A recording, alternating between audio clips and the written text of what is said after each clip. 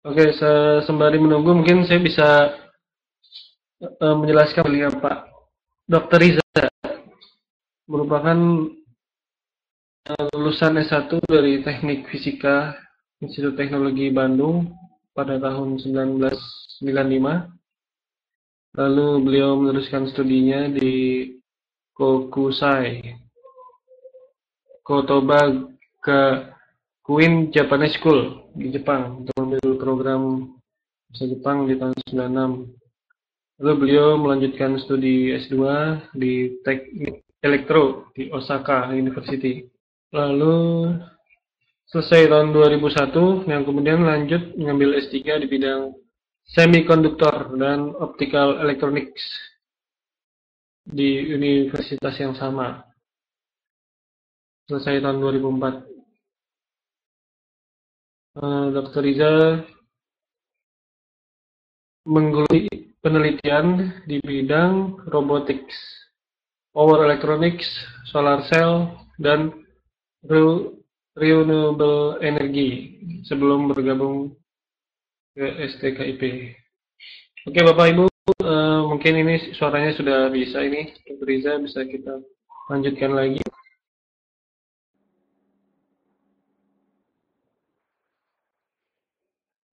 Oke. Assalamualaikum warahmatullahi wabarakatuh. Selamat pagi semuanya. Salam sejahtera. Perkenalkan saya Riza Muhida. Pada pagi hari ini akan menyampaikan topik tentang kecerdasan buatan. Outline pembicaraan hari ini saya bagi di beberapa bagian. Yang pertama kita akan mendiskusikan tentang contoh-contoh mesin cerdas, kemudian perbandingan antara kecerdasan manusia dengan kecerdasan buatan. Apa saja perbedaannya? Kemudian apa itu kecerdasan buatan? Kemudian apa metode dan teknik dalam membuat kecerdasan buatan? Lalu beberapa contoh aplikasi. Baiklah, kita mulai dari yang pertama tentang contoh-contoh mesin cerdas. Kita mungkin pernah mendengar ya, misalkan tentang film di dalam film Terminator ya, kita pernah nonton film Terminator, di mana dalam film Terminator tersebut ada robot yang bentuknya mirip manusia. Kemudian robot tersebut sangat cerdas sekali, sehingga dia bisa mengalahkan manusia. Nah, juga dalam film Transformer, ya, film Transformer kita bisa melihat di mana ada robot yang sangat cerdas sekali, dia punya kekuatan bisa melakukan gerakan-gerakan di mana dia bisa berperang dengan manusia ataupun mengalahkan manusia. Lalu juga kita melihat ya banyak sekali animasi-animasi yang dibuat oleh manusia terkait untuk menjelaskan tentang dunia masa depan, di mana dunia masa depan itu akan diisi dengan alat-alat yang sangat cerdas sekali. Ya, misalkan dinding itu bisa kita jadikan sebagai layar televisi, kemudian juga pesawat yang bisa berjalan sendiri ya. Ya, mungkin Anda kenal ini ya, Terminator ya. Kemudian juga ada WALL-E di mana ini robot cerdas. Nah, kedua hal ini merupakan contoh-contoh daripada kecerdasan buatan yang dikembangkan untuk robot. Tetapi dua hal ini ada hanya dalam bentuk film. Nah, tapi sekarang manusia sudah memulai membuatnya. Ya, kita mengenal adanya robot Asimo. Ya, robot Asimo adalah robot yang dibuat oleh perusahaan Honda di Jepang, di mana robot ini disebut dengan humanoid. robot, yaitu robot yang mirip dengan manusia. Nah, robot humanoid ini dia bisa melihat manusia, kemudian dari melihat itu dia bisa menyampaikan ucapan selamat pagi, selamat siang, juga bisa memimpin misalkan menyanyi, ya, lalu juga bisa mengantarkan makanan, bisa lari dan sebagainya. Nah, ini adalah salah satu contoh bagaimana penerapan sistem cerdas, ya, di mana mesin itu bisa dibuat mirip dengan manusia, ya. Sekarang pertanyaannya, apakah kita mampu, ya, membuat mesin yang benar-benar cerdas, ya?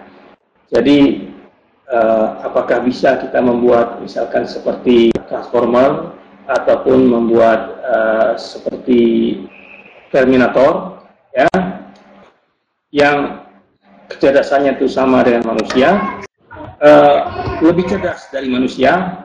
Apakah kita bisa membuatnya? Nah, ini akan kita bahas, ya, dalam slide berikut.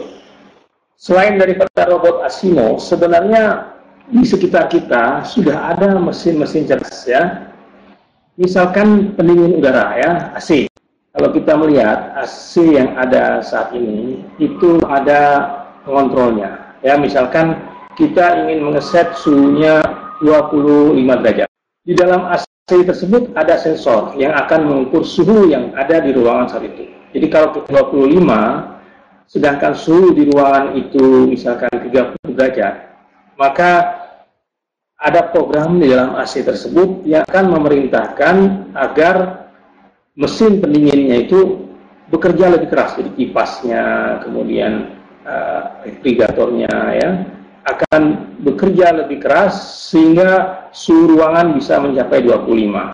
Tetapi misalkan kalau suhu ruangan sudah di bawah 25, misalkan 24, maka kontrol di mesin AC tersebut akan berusaha untuk mematikan sistem AC sehingga suhunya tetap terjaga di 25 derajat.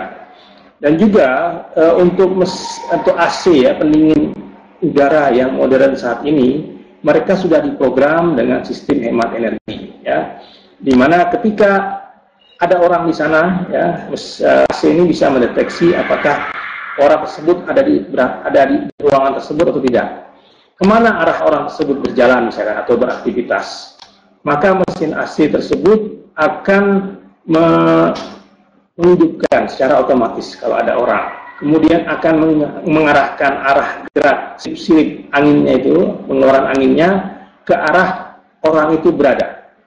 Jadi sudah sangat cerdas sekali sehingga bisa menghemat energi dan pendingin ruangan tersebut bisa dioptimalkan.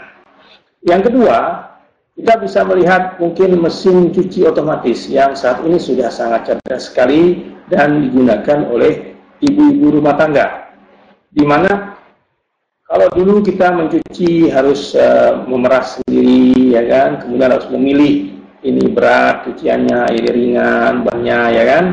Nah, dengan mesin cuci otomatis itu bisa dilakukan sendiri oleh mesin, ya. Jadi kita tinggal masukkan pakaian, kemudian oleh mesin cuci akan ada penimbang di sana berapa berat pakaian, kemudian mesin cuci tersebut akan memberikan berapa tinggi level air, kemudian dia akan menentukan kapan deterjen itu akan dikeluarkan secara otomatis, kapan misalkan pelembut itu akan dikeluarkan otomatis, kemudian kapan memulai memeras, kapan memulai membilas dan sebagainya, sehingga begitu pakaian dimasukkan dan tombol start itu ditekan, ibu-ibu di rumah itu bisa melakukan pekerjaan yang lainnya sehingga bisa menghemat waktu. Begitu selesai pekerjaan mencuci oleh mesin cuci itu, maka mesin cuci akan memberitahukan misalkan suara bel, ya, sehingga ibu-ibu tahu, sudah selesai proses mencuci, kemudian tinggal menyemur. Bahkan untuk beberapa mesin cuci yang ada sekarang sudah dilengkapi dengan pengering. Jadi pakaian kotor dimasukkan ke mesin cuci, itu akan dicuci dan juga akan dikeringkan. Jadi sudah sungguh sangat canggih sekali. Yang ketiga, kita melihat misalkan parking gate. Ini sudah banyak digunakan di mal-mal, ya, di kota-kota besar, di mana untuk berapa parking gate, ya, itu tidak ada petugasnya. Jadi terkadang hanya supir yang membawa kendaraan cukup menempelkan kartu di parking gate, kemudian parking gate-nya akan mengangkat sendiri sehingga mobil bisa lewat. Nah, di sini pun ada sensor, ya, misalkan sensor ketika mobil akan mendekati parking gate, dia akan langsung mengeluarkan suara selamat datang, silahkan Anda tekan tombol ini, silahkan, atau silahkan Anda tempelkan kartu Anda. Kemudian ketika mobil pas di parking gate juga ada sensor, sehingga parking gate akan mendeteksi. Kalau masih air di sana, maka gate-nya tidak akan turun. Jadi sudah ada kombinasi antara sistem kecerdasan dan mekanik yang ada di parking gate. Lalu berikutnya kita bisa melihat yang juga sudah terjual, ya, di mal-mal, yaitu tentang vacuum cleaner, jadi penghisap udara, penghisap debu, ya. Ini berupa robot. Jadi robot ini kelebihannya adalah kita tinggal tekan satu tombol, kemudian vacuum cleaner ini akan men-scan lantai yang ada di ruangan tersebut. Jadi akan men-scan debu-debunya, ya, tidak perlu kita akan, kalau vacuum cleaner biasa harus menyorok-nyorokkan vacuum cleaner tersebut ke bawah-bawah meja dan sebagainya. Nah, untuk vacuum cleaner robot ini akan men-scan semua tempat yang ada di ruangan. Setelah selesai, dia akan kembali ke tempat semula, tempat pengecasan. Jadi sangat praktis sekali, ya. Dengan adanya kecerdasan buatan yang ada di rumah tangga atau di kantor, itu sudah sangat membantu pekerjaan kita, ya. Nah, kita lanjutkan dengan selain daripada kecerdasan ini, ya, kita akan melihat, bentar ya, slide-nya saya coba pindahkan, ya. Nah, berikutnya kita akan membahas, ya, tentang apa itu kecerdasan, ya. Ya. Jadi kecerdasan itu apa, ya? Mungkin kita perlu tahu sebelum kita membahas tentang kecerdasan buatan, ya. Nah, jadi kecerdasan menurut dictionary, ya, adalah jadi orang cerdas. Kita mungkin pernah mengatakan, oh, orang itu cerdas sekali, ya. Sebenarnya apa yang disebut dengan cerdas itu, ya? Jadi orang cerdas itu adalah orang yang memiliki kemampuan untuk mengerti dan belajar sesuatu. Jadi kita sebut dia itu cerdas, misalkan dia, oh, dia kalau di kelas itu nilainya tinggi, gitu, ya. Nilai tinggi berarti orang itu cepat belajarnya, ya. Dengan belajar cepat dia bisa menjawab persoalan juga dengan cepat dan benar. Jadi itulah yang disebut dengan orang cerdas. Nah, sekarang kecerdasan apa? Jadi kecerdasan itu adalah kemampuan untuk berpikir dan mengerti, ya, bukan menggunakan insting, ya, seperti hewan. Jadi dengan kemampuan berpikir atau mengerti, maka orang tersebut bisa misalkan membuat suatu kebudayaan, ya, bisa untuk mencari makan dan sebagainya, ya. Jadi itu adalah definisi dari kecerdasan dari Essential English Dictionary, ya. Kemudian definisi cerdas, ya, atau intelijen, ya, dari Oxford Dictionary adalah kemampuan untuk belajar, kemampuan untuk mengerti dan berpikir secara logis, ya. Jadi kalau misalkan yang disebut dengan cerdas, ya, orang itu dia bisa belajar, bisa mengerti, dan kalau menjelaskan itu nyambung gitu logikanya. Nah, itu kita sebut dengan cerdas, ya. Nah, sekarang apa yang disebut dengan berpikir, ya? Berpikir adalah suatu aktivitas yang menggunakan otak untuk mempertimbangkan atau memecahkan suatu masalah atau membuat suatu ide. Jadi di sini berpikir itu sebenarnya menggunakan otak kita, ya. Jadi dalam otak kita ada beberapa dan mengolah memori tersebut, ya, memprosesnya sehingga kita bisa membuat satu ide atau inovasi dan juga bisa menyelesaikan masalah. Nah, dari beberapa definisi yang telah kita buat dari berbagai kamus, berbagai ensiklopedia, kita bisa mendefinisikan sendiri tentang kecerdasan, ya. Jadi kecerdasan, ya, berdasarkan kesimpulan dari beberapa kamus sebelumnya, kita definisikan adalah kemampuan untuk belajar dan mengerti, ya, untuk menyelesaikan masalah dan membuat keputusan. Jadi suatu kemampuan, ya. Jadi kalau misal orang tidak mampu belajar, tidak mampu memahami suatu persoalan, ya, nah itu dia belum mencapai kecerdasan yang kita inginkan, ya. Kemudian hasil dari kecerdasan apa? Ya, dia bisa menyelesaikan masalah dan membuat keputusan. Jadi banyak sekali masalah, ya, sebagai manusia kita akan menghadapi banyak masalah. Jadi terkadang masalah tersebut tidak bisa diselesaikan oleh kita harus konsultasi. Artinya kita mencari orang yang lebih cerdas, ya, yang tahu persoalan, ya, yang memahami. Nah, kemudian seperti misalkan kita sakit, nah kita tanya ke dokter. Berarti untuk bidang masalah penyakit itu yang lebih cerdas adalah dokter, sehingga kita bertanya kepada dia. Kemudian dari dokter kita tahu, oh, penyakitnya seperti ini karena dia memahami masalah. Kemudian lalu keputusannya misalkan harus dioperasi atau dikasih obat. Ya, ini adalah salah satu contoh daripada kecerdasan. Kemudian kata kunci apa yang bisa kita dapat dari definisi kecerdasan adalah pertama belajar. Jadi orang yang disebut dengan cerdas itu dia orang yang mudah belajar atau yang suka belajar, ya, baik itu belajar langsung maupun belajar dengan memahami ataupun melihat dan sebagainya. Itu adalah salah satu proses belajar. Kemudian mengerti, ya, mengerti artinya dia berpikir, dia mencoba mengambil kesimpulan-kesimpulan, mencoba memahami. Kemudian menyelesaikan masalah. Jadi dengan ilmu yang didapat dari hasil belajar, kemudian dia coba untuk menyelesaikan masalah. Kemudian dia bisa mengambil keputusan. Nah, inilah salah satu definisi daripada kecerdasan.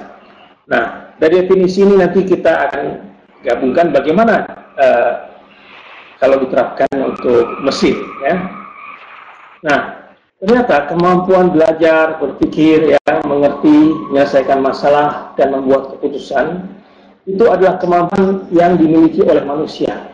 Jadi hewan tidak ada. Misalkan kemampuan menganalisis, ya, kemampuan memilih, misalkan seperti berpuasa, gitu, ya. Manusia bisa berpuasa karena dia ada kemampuan untuk memilih melakukan puasa, tapi hewan tidak bisa. Misalkan juga hewan seperti misalkan laron, ya. Laron itu kalau malam hari dia akan mencari sumber lampu, ya. Dia tidak bisa mengatakan, saya berpikir itu bukan matahari, gitu kan, ya, misalkan tidak usah mendekat lampu tersebut. Nah, tidak bisa karena hewan dia bekerja dengan nalurinya, sedangkan manusia bekerja dengan menggunakan otaknya. Nah, ini adalah kualitas yang dimiliki oleh manusia. Nah, sekarang apakah mungkin, ya, kualitas seperti di atas, ya, belajar, berpikir, mengerti dan menyelesaikan masalah dan buat keputusan itu turunkan di mesin, ya. Nah, ini yang akan kita bahas, ya. Jadi membuat bukan manusia itu menjadi cerdas, apakah itu mungkin, ya? Pertanyaan kita kembali, apakah mungkin membuat kecerdasan yang dimiliki manusia itu bisa kita tiru dalam suatu mesin, ya? Nah, kita akan melihat jawabnya, ya. Jadi kalau kita hanya berpikir tentang kualitas kecerdasan, ya, yang tadi ada kemampuan untuk mengerti, ya, kemampuan untuk analisis dan sebagainya, itu bisa dimiliki oleh siapa saja, ya. Jadi sepanjang kita bisa menularkan kepada sesuatu itu, ya, misalkan suatu mesin, ya, bisa kita latih dia ataupun kita buat program di mana bisa mengerti suatu kondisi, kemudian bisa menerapkannya, maka kita bisa menularkan, ya. Tapi tidak seperti manusia yang begitu banyak sekali kecerdasannya. Nah, untuk mesin ini hanya satu bagian. Misalkan tadi yang kamera autofocus, ya, memfokuskan gambar itu kan adalah suatu kecerdasan yang dimiliki oleh manusia melalui matanya. Jadi kita bisa melihat suatu gambar, kemudian dari suatu gambar tersebut bisa kita langsung dapat fokusnya, sehingga gambarnya menjadi jelas, ya. Misalkan kita membaca, baik misalkan buku tersebut kita dekatkan ataupun jauhkan, selalu kita bisa dapatkan fokus tulisan di sana dengan jelas. Nah, yang kedua adalah tentang mendeteksi muka, ya, muka orang, ya. Kita langsung tahu, oh mukanya itu, matanya di sana, ya kan. Nah, ini bisa kita terapkan pada kamera, ya, sehingga itu bisa meniru proses kecerdasan daripada manusia, yaitu untuk memfokus dan mendeteksi muka atau face. Nah, itu perbedaannya dengan mesin, ya, dan manusia. Kalau manusia dia bisa banyak sekali kecerdasan, tapi kalau mesin kita harus membagi satu persatu, ya, tidak secanggih manusia. Nah, sekarang itu apa yang disebut dengan kecerdasan buatan, ya? Kita ada dua kata di sini, yaitu buatan dan kecerdasan, ya, artificial. Dan yang disebut dengan artificial itu atau buatan itu adalah sesuatu yang diciptakan oleh manusia. Jadi bukan alamiah, ya. Kalau manusia memang ada kecerdasan, tapi kecerdasannya dia sudah alamiah, ya, dan lahir dari dulu. Tapi kalau misalkan tadi seperti kamera yang bisa mendeteksi muka seseorang dan bisa melakukan autofocus, itu karena buatan manusia, karena diprogram. Nah, dalam ilmu pengetahuan ada salah satu cabang dari kecerdasan buatan, ya, atau artificial intelligence bahasa Inggrisnya, yang hubungan dengan mesin-mesin penolong yang dapat menemukan penyelesaian dari masalah-masalah kompleks. Jadi mesin-mesin ini dibuat oleh manusia untuk menolong manusia. Kemudian ada masalah-masalah kompleks sehingga diperlukan kecerdasan di sana, ya. Misalkan tadi untuk mendeteksi muka, ya, dari kamera, atau untuk mengubah dari suara ke teks, ya, itu hanya manusia awal-awalnya. Kita kan misalkan di DP guru kita meneliti untuk mengetik misalkan. Nah, kita bisa karena kita punya kecerdasan untuk dari suara ke teks. Nah, kemudian juga program ini digunakan oleh komputer ataupun untuk handphone, sehingga kita bisa memerintahkan handphone kita untuk mengetik dari suara yang kita sampaikan. Nah, mesin penolong ini, ya, dibuat dengan kemampuan, ya, cara berpikir manusia. Jadi baik itu salah satu bagian atau beberapa mesin dia melakukan banyak tugas, ya. Kemudian jadi kecerdasan ini bisa ditiru oleh mesin, ya, dengan kemampuan kita memprogramnya dan kemampuan misalkan sensornya, kemudian kemampuan daripada prosesornya, ini bisa kita tiru. Dan ini bagaimana cara nirunya, itu kita dengan pemrograman. Jadi dengan algoritma, ya, kita harus pelajari bagaimana sistem, misalkan tadi untuk mengubah dari kata-kata menjadi teks. Kita harus belajar, seorang programmer harus belajar bagaimana spelling daripada orang itu tersebut. Kemudian dia harus belajar juga tentang tata bahasa, kaidah-kaidah bahasa, sehingga bisa mengubah dari input sensor dari mikrofon itu, kemudian dianalisis suaranya, kemudian dia hubungkan dengan database yang ada di komputer, dan dia bisa menampilkan suara orang tersebut menjadi teks. Jadi bisa, ya. Jadi dengan kondisi komputer yang ada saat ini, kita bisa mengubah atau bisa meniru kecerdasan manusia itu ke dalam mesin-mesin, ya. Nah, tapi ada batas, ya. Tidak semua kemampuan manusia itu bisa kita tiru ke dalam mesin. Jadi ada batasnya. Jadi saat ini, ya, baik itu di Amerika dimanapun, tidak ada mesin yang bisa bekerja tanpa supervisi manusia. Jadi hampir semua mesin, ya, semua mesin bahkan itu perlu bantuan manusia. Bantuan manusia misalkan untuk makan atau menghidupkan, ya, on off, atau bantuan manusia untuk mengecek energinya, ya, mengecek baterainya. Jadi ini adalah batasan daripada mesin tersebut. Dan di pabrik-pabrik ada pernah mencoba bagaimana kalau misalkan semua pabrik tersebut diisi dengan robot-robot yang cerdas, ya. Ternyata cost-nya sangat mahal sekali, ya. Sangat mahal sekali cost daripada pabrik-pabrik yang dikerjakan oleh robot-robot ini, ya. Nah, jadi kalau kita bandingkan, ya mungkin dengan adanya manusia, ya, penggabungan antara manusia dan mesin, jadi tidak harus 100% itu mesin, ya, tapi kita bisa menggunakan sebagian daripada manusia, sebagian mesin, maka kita akan mendapatkan modal yang optimum. Jadi tidak terlalu, kalau kita menggunakan manusia semua, memang untuk belanja mesin jadi murah, ya.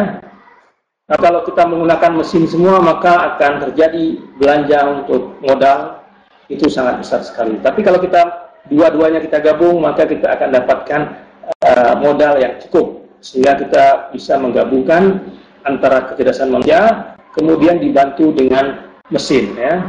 Nah, kita bisa bandingkan, ya, sebenarnya antara manusia dengan mesin, ya, baik mesin-mesin cerdas itu ada kemiripan, ya.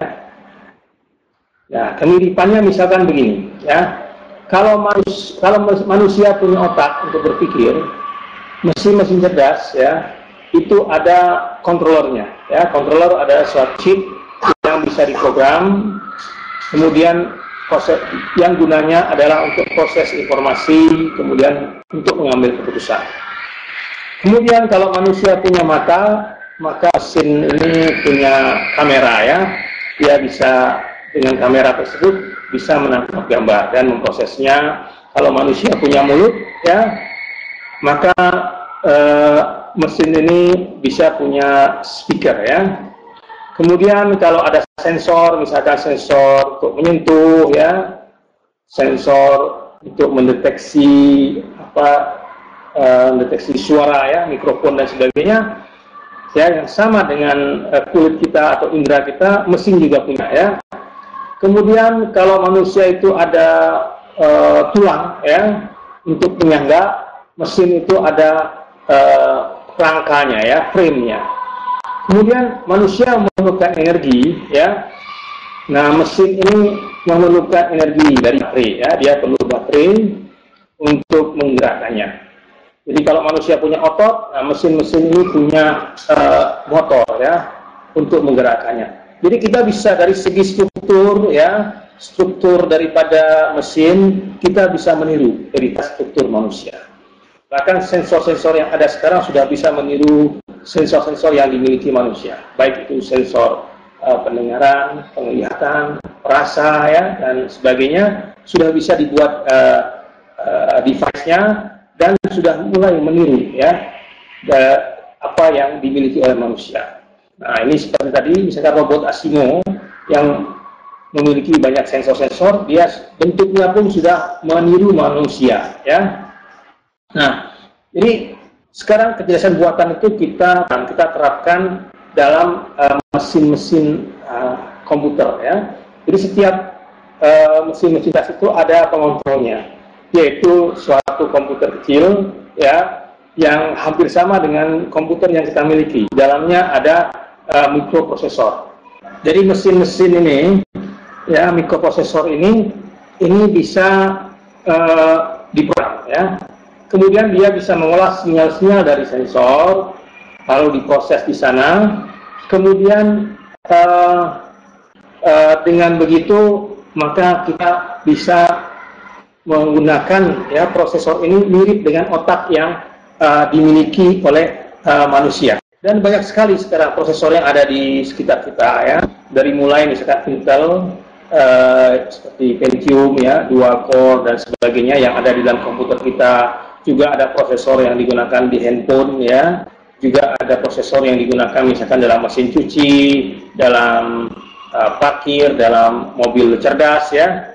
Ini semuanya menggunakan prosesor atau controller, microcontroller, dan ini kita program sehingga bisa menangkap ya sinyal-sinyal dari sensor dan mengambil keputusan ya. Jadi fungsi daripada prosesor ini adalah dia menerima input. Ya, semua data yang ada di luar dari mesin itu diambil datanya dengan menggunakan sensor, kemudian masuk ke microcontroller. Di sini kita terapkan algoritmanya. Misalkan kalau misalkan panas, dia dengan panas ini dia akan mendeteksi agar dia bisa menangkap sinyal tersebut, kemudian diproses dan digunakan untuk menghasilkan keputusan, misalkan untuk menaikkan suhu dan sebagainya, ya kan? Nah, bagaimana setelah kita program, kita terapkan di dalam suatu microcontroller, kemudian bagaimana proses selanjutnya? Jadi program ini akan bekerja secara terus-menerus dengan memiliki yang disebut dengan program loop. Ya, loop itu artinya informasi dari sensor, ya, kemudian diterima oleh serangkaian elektronik. Dia akan kondisikan misalnya sinyalnya ada noise, dia harus kurangi noise-nya. Kemudian kalau sensor ini phase-nya tidak cocok, dia akan melakukan perhitungan-perhitungan sehingga suara ataupun sinyal dari sensor ini bisa diteruskan ke microcontroller. Lalu microcontroller akan memproses sinyal dan mengambil keputusan. Kemudian dari sana dia keluarkan misalkan untuk LCD ya, display tulisannya, atau menghasilkan suara lagi, ataupun untuk menggerakkan motor.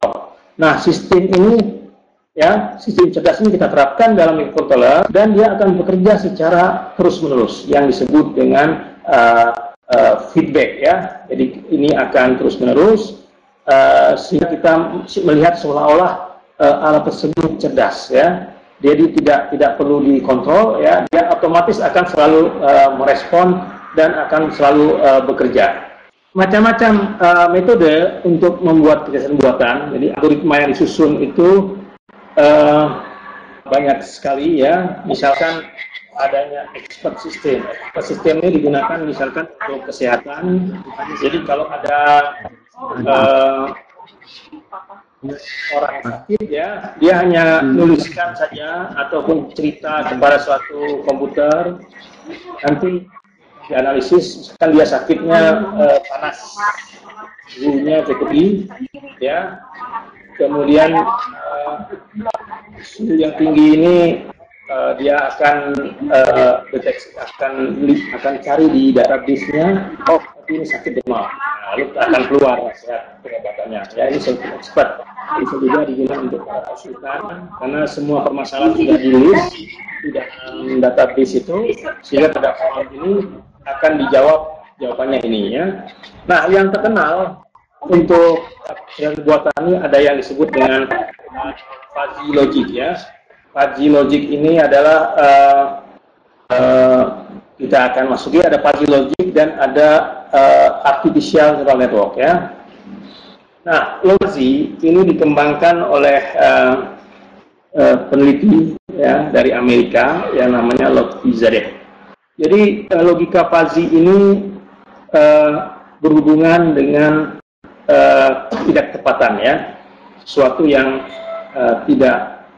yang imprecision ya, dan berusaha untuk meniru sifat-sifat dari manusia.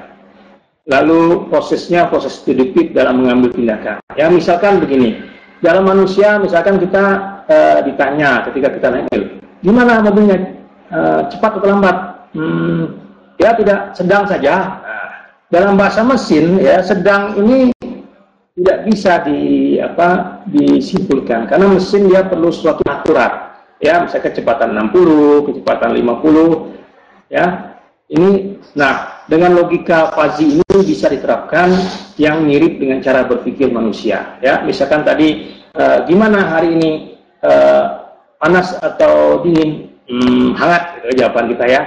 Nah, hangat ini kan suhunya mungkin 25 ya, mungkin 23. Nah, kalau untuk mesin, sebelum ada namanya kecerdasan buatan ini, bingung untuk menerapkannya ya. Dengan adanya logika fuzzy, maka hal-hal yang sifatnya itu mirip dengan manusia bisa kita kembangkan. Kemudian hasil keputusannya ya sesuai dengan cara berpikir manusia. Jadi dia akan memberikan banyak sekali parameter jika suhunya antara misalkan di bawah 25, di bawah 20 derajat, hasilnya dingin. Jika suhunya 20 sampai 25, hasilnya sejuk ya. Jika 25 sampai 28 disebut hangat, 28 sampai 32 misalkan panas. Nah, ini dibuat di dalam sistem fuzzy. Kemudian diterapkan kepada mesin-mesin yang ada, misalkan untuk AC dan sebagainya. Sehingga AC itu dia tidak langsung berpikir ini dingin dan panas saja, tapi dia akan ada parameter-parameter yang mirip dengan parameter yang dimiliki oleh manusia. Nah, berikutnya kecerdasan buatan yang lain, ya, metodenya menggunakan jaringan saraf tiruan atau artificial neural network. Ini meniru proses kerja otak manusia. Jadi di mana otak manusia itu ada sel-sel ya, dari mulai menerima informasi ya, kemudian juga ada sel-sel di dalamnya, ada lapisan-lapisan saraf-saraf lain yang akan memproses ya informasi tersebut. Kemudian ada proses untuk pencabangan dan sebagainya sehingga menghasilkan suatu keputusan yang mirip dengan otak manusia. Nah, di dalam artificial neural network ini dibuatlah algoritma matematik ya, di mana lapisan-lapisan di dalamnya dibuat satu angka-angka ya yang bisa menghubungkan antara input dan output. Angka-angka ini bisa dirubah dan bahkan untuk artificial neural network kita bisa melakukan training dahulu kepada mesin ya. Misalkan tadi kalau suhunya 25 dia harus hidupkan kipasnya lebih kuat ya kalau untuk AC ya. Kemudian kalau suhunya sudah dingin maka AC mati. Ini kita lakukan training. Setelah kita lakukan training berkali-kali maka kita biarkan. Nah, maka hasil dari training tadi angka-angkanya untuk mengisi parameter-parameter yang ada di algoritma matematik ya, yang di dalam pemrogramannya. Ketika kondisinya sama ataupun berbeda sedikit, dia akan langsung menyesuaikan karena sudah ada parameter-parameternya. Nah, ini yang disebut dengan jaringan saraf tiruan ya. Lalu apa contoh-contoh kecerdasan buatan yang lainnya ya? Nah, kita bisa melihat misalkan dalam pengendalian ya, pengendalian untuk misalkan untuk pintu parkir ya, lalu untuk AC ya, itu semua menggunakan kecerdasan buatan. Juga pilot otomatis ya, pilot otomatis pilot itu kalau sudah dalam ketinggian tertentu, sang pilot tidak harus dia memegang kemudi, dia bisa mengaktifkan otomatis pilot. Dengan otomatis pilot itu dia bisa mengerjakan pekerjaan lainnya ya, bisa istirahat ya. Jadi ini mesin yang akan bekerja. Mesin itu akan bekerja, nanti akan mengukur kondisi-kondisi pesawat dan akan melakukan mengambil keputusan agar pesawat dalam kondisi seimbang ya. Kemudian ada collision avoidance system. Jadi kalau ada di kendaraan di depannya diletakkan sensor. Jadi kalau misalkan kendaraan tersebut dalam kondisi berjalan, tiba-tiba ada halangan di depannya, secara otomatis akan memerintahkan rem untuk bekerja. Jadi lebih aman ya. Juga anti lock brake ya, sekarang yang sudah diterapkan di kendaraan sehingga mobil itu bisa mengerem dengan lebih tepat ya.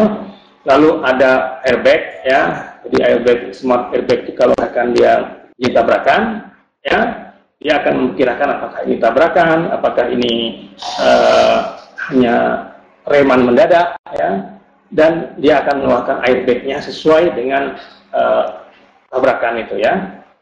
Kemudian ya untuk diagnosa kesehatan ya, kemudian untuk image processing ya, tadi seperti misalkan untuk image processing data satelit yang banyak digunakan. Jadi dengan data-data satelit itu walaupun satu foto, tapi dengan suatu algoritma yang tepat, kita bisa mendapatkan data tentang berapa tinggi gunung ya, kemudian data tentang apa saja yang ada di dalamnya, data mineral ataupun data-data tentang cuaca. Ya, ini karena kecerdasan buatan ya. juga dalam finansial ya, masalah harga saham dan sebagainya sudah diterapkan prediksi saham ini akan naik atau turun, sudah menggunakan kecerdasan buatan sehingga seorang pialang saham itu mengambil keputusan berdasarkan kerja daripada komputer sini ya. Kemudian juga untuk translator ya, kita bisa dapatkan di internet misalkan Google Translator yang bisa menerjemahkan dari bahasa Indonesia ke Inggris, bahasa Indonesia ke bahasa Korea, ke bahasa Jepang dan sebagainya. Ini menggunakan sistem mesin cerdas ya, karena dia manusia, dia seorang penerjemah, dia bisa tahu artinya tiap kata, kemudian menerjemahkan dengan tata bahasa yang lengkap ya. Jadi banyak sekali contoh-contoh yang ada tentang kecerdasan buatan. Nah, salah satu contohnya adalah tentang pilot otomatis ya di pesawat terbang. Jadi ketika kondisi sudah stabil ya, pilot itu bisa menekan tombol autopilot. Nah, tombol autopilot itu akan mengontrol ya daripada untuk sayap belakang ya, flip di sayap belakang, kemudian untuk rudder di ekor dan juga sayap depan ya. Ini akan dikontrol berdasarkan data-data. Data apa yang didapat, misalkan data kecepatan angin, data ketinggian, ya, data kecepatan pesawat, kemudian data tekanan udara dan sebagainya, dan dia akan menyesuaikan ya sehingga pesawatnya dalam kondisi berjalan ya. Oke. Nah, contoh lain adalah misalkan yang sudah dijual yaitu vacuum cleaner ya, ini sudah banyak sekali dijual di pasar ya. Jadi dengan vacuum cleaner ini akan membantu sekali ibu-ibu rumah tangga sehingga dia tidak perlu menyapu sampai ke bawah-bawah, tapi dengan menekan satu tombol saja maka vacuum cleaner ini akan berusaha untuk ke lantai-lantai dan menyedot debunya ya. Nah, yang lain misalkan yang dikembangkan oleh MIT ya, Massachusetts Institute of Technology di Amerika, di mana mereka membuat suatu sosial robot. Jadi sosial robot ini robot yang cukup ramah ya. Jadi kalau kita tegur, dia akan bicara dengan cukup ramah, dan matanya akan melirik, telinganya dan akan lenggak-lenggok seperti manusia ya. Ketika kita ajak bicara.